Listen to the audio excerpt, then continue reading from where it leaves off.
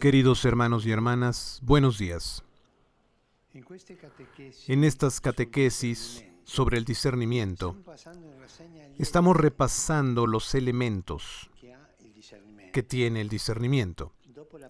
Después de la oración, un elemento, y el conocimiento de sí mismo, otro elemento, es decir, orar y conocerse a uno mismo. Hoy quisiera hablar de otro ingrediente, por así decirlo, indispensable. Hoy quisiera hablar del deseo. De hecho, el discernimiento es una forma de búsqueda, y la búsqueda nace siempre de algo que nos falta, pero que de alguna manera conocemos. Tenemos el olfato. ¿De qué tipo es este conocimiento? Los maestros espirituales lo indican con el término deseo, que en la raíz es una nostalgia de plenitud que nunca encuentra plena satisfacción y es signo de la presencia de Dios en nosotros. El deseo no son las ganas del momento, no. La palabra italiana viene de un término latín muy hermoso. Esto es curioso. Decidus, literalmente, la falta de la estrella. Decidus. Deseo es una falta de la estrella, falta del punto de referencia que oriente el camino de la vida. Esta evoca un sufrimiento, una carencia y al mismo tiempo una tensión para alcanzar el bien que nos falta. El deseo entonces es la brújula para entender dónde me encuentro y a dónde estoy yendo. Es más, es la brújula para entender si estoy quieto o estoy caminando. Una persona que nunca desea es una persona quieta, quizá enferma, casi muerta. Es la brújula de si estoy caminando o si estoy quieto. ¿Y cómo es posible reconocerlo? Pensemos, un deseo sincero sabe tocar en profundidad las cuerdas de nuestro ser. Por eso no se apaga frente a las dificultades o a los contratiempos. Es como cuando tenemos sed. Si no encontramos algo para beber, no por eso renunciamos, es más. La búsqueda ocupa cada vez más nuestros pensamientos y nuestras acciones, hasta que estamos dispuestos a cualquier sacrificio para poder aplacarla, casi obsesionados. Obstáculos y fracasos no sofocan el deseo. Al contrario, lo hacen todavía más vivo en nosotros. A diferencia de las ganas o de la emoción del momento, el deseo dura en el tiempo, un tiempo incluso largo, y tiende a concretarse. Si, por ejemplo, un joven desea convertirse en médico, tendrá que emprender un programa de estudios, de trabajo, que ocupará algunos años de su vida. Como consecuencia, tendrá que poner límites y decir algunos no, en primer lugar, a otros programas de estudio, pero también a posibles entretenimientos o distracciones, especialmente en los momentos de estudio más intenso. Pero el deseo de dar una dirección a su vida y de alcanzar esa meta, llegar a ser médico era el ejemplo, le permite superar estas dificultades. El deseo te hace fuerte, te hace valiente, te hace ir adelante siempre, porque tú quieres llegar a eso, yo deseo eso. En efecto, un valor se vuelve bello y más fácilmente realizable cuando es atrayente. Como dijo alguien, más que ser buenos, es importante tener las ganas de serlo. Ser bueno es algo atrayente. Todos queremos ser buenos, pero ¿tenemos ganas de ser buenos? Llama la atención el hecho de que Jesús, antes de realizar un milagro, a menudo pregunta a la persona sobre su deseo. ¿Quieres ser curado? Y a veces esta pregunta parece estar fuera del lugar. Se ve que está enfermo. No. Por ejemplo, Cuando encuentra al paralítico en la piscina de Betsaida, que estaba allí desde hacía muchos años, y nunca encontraba el momento justo para entrar en el agua, Jesús le pregunta, ¿quieres curarte? ¿Pero cómo? En realidad, la respuesta del paralítico revela una serie de resistencias extrañas a la sanación, que no se refieren solo a él. La pregunta de Jesús era una invitación a aclarar su corazón para acoger un posible salto de calidad.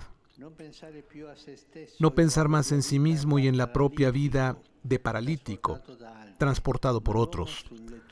Pero el hombre en la camilla no parece estar tan convencido. Dialogando con el Señor aprendemos a entender qué queremos realmente de nuestra vida. Este paralítico es el ejemplo típico de las personas, sí, quiero, pero no quiero, no hago nada. El querer hacer se convierte como en una ilusión y no se da el paso para hacerlo. Esa gente que quiere y no quiere.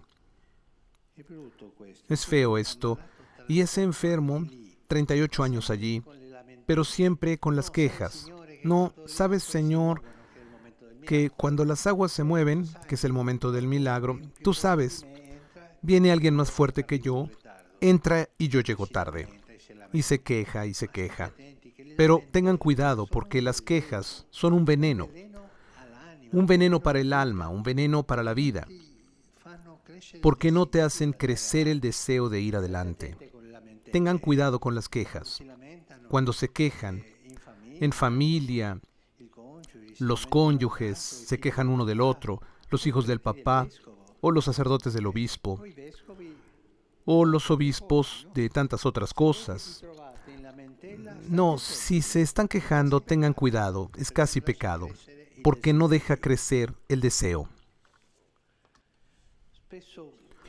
A menudo es precisamente el deseo lo que hace la diferencia entre un proyecto exitoso, coherente y duradero, y las mil veleidades y los tantos buenos propósitos de los que, como se dice, está empedrado el infierno. Sí, yo quisiera, pero no haces nada.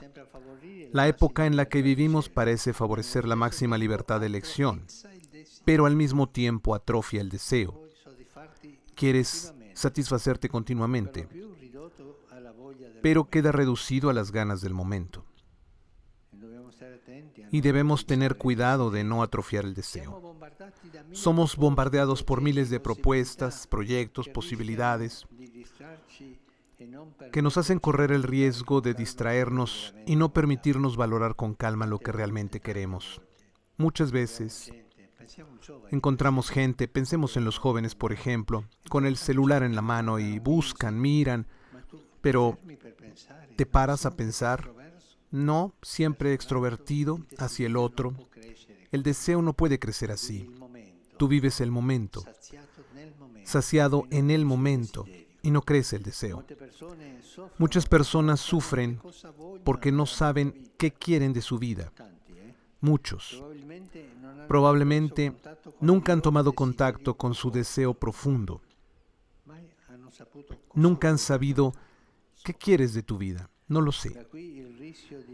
De aquí el riesgo de pasar la existencia entre intentos y expedientes de todo tipo, sin llegar nunca a ningún lado, o desperdiciando oportunidades valiosas. Y así algunos cambios, aunque queridos en teoría, cuando se presenta la ocasión, nunca son realizados. Falta el deseo fuerte de sacar adelante algo. Si el Señor nos dirigiera hoy, por ejemplo, a cualquiera de nosotros, la pregunta que hizo al ciego de Jericó: ¿qué quieres que yo haga por ti? Pensemos que el Señor a cada uno de nosotros hoy nos pregunta esto: ¿qué quieres que haga yo por ti? ¿Qué responderíamos? Quizá podríamos finalmente pedirle que nos ayude a conocer el deseo profundo de Él, que Dios mismo ha puesto en nuestro corazón. Señor, que yo conozca mis deseos, que yo sea una mujer, un hombre de grandes deseos. Y quizá el Señor nos dará la fuerza de concretarlo. Es una gracia inmensa que está en la base de todas las demás. Permitir al Señor, como en el Evangelio, hacer milagros por nosotros. Danos el deseo y hazlo crecer, Señor. Porque también Él tiene un gran deseo respecto a nosotros, hacernos partícipes de su plenitud de vida. Gracias.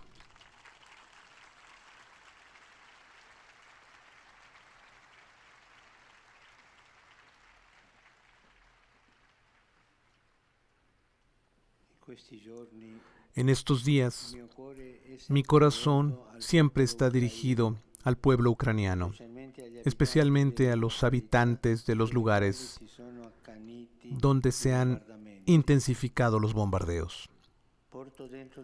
Llevo dentro de mí su dolor y por intercesión de la Santa Madre de Dios lo presento en la oración al Señor. Él siempre escucha el grito de los pobres que lo invocan. Que su espíritu pueda transformar los corazones de quienes tienen en su mano el destino de la guerra, para que cese el huracán de la violencia y se pueda reconstruir una convivencia pacífica en la justicia.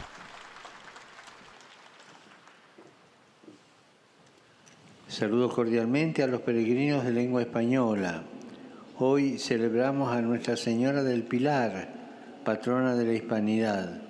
Que ella interceda por nosotros ante su Hijo para que podamos descubrir el deseo que Él ha puesto en nuestros corazones y nos alcance la gracia de llevarlo a cumplimiento. Que Dios los bendiga y la Virgen Santa los cuide. Muchas gracias.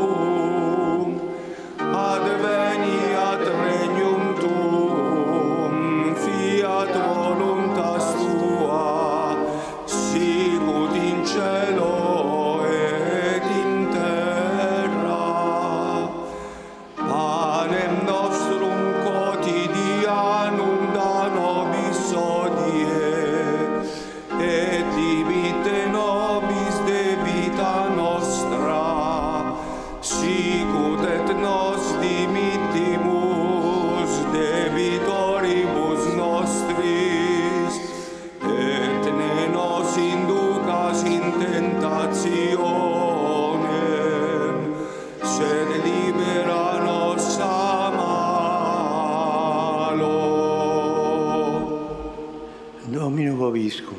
Et cum spiritu tuo. Sit nomen Domini benedictum. Ex hoc nunc et usque in saeculum. Aiutorium nostrum in nomine Domini. Qui fecit caelum et terram.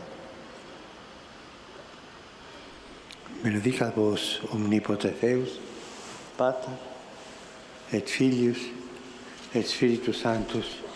Amen.